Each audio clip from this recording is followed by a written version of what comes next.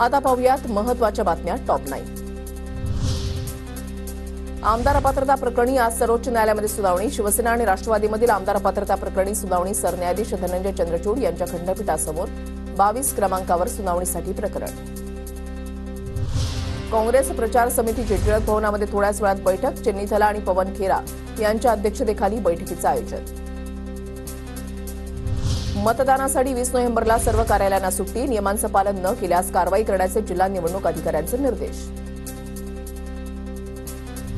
राज्यात पशुगणनेला आचारसंहितेचा ब्रेक। कर्मचारी विधानसभेच्या कामामध्ये व्यग्र असल्यानं पशुगणनेवर परिणाम।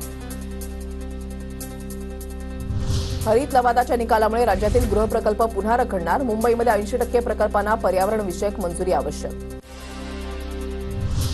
राज्यातील किमान तापमानामध्ये घट। महाबळेश्वरमध्ये तापमान 15 अंश सेल्सिअसपर्यंत। पुणे, सातारा यासह इतरही काही जिल्ह्यात हवेतील गारवा वाढला। नागपुरात दिवाळीनंतर हवेतील प्रदूषणाच्या पातळीमध्ये वाढ। अतिसूक्ष्म धुलीकणांच्या पातळीमध्ये 80%हून अधिक वाढ।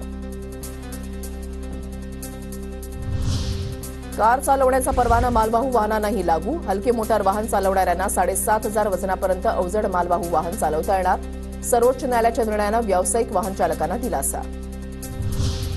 बोगदेव घाट प्रकरणातील आरोपीकडून पोलिसांची दिशाभूल। मुख्य आरोपीनं स्वतःचं तसंच फरारी आरोपीचं खोटं नाव सांगून पोलिसांची दिशाभूल केल्याचं तपासामध्ये निष्पन्न।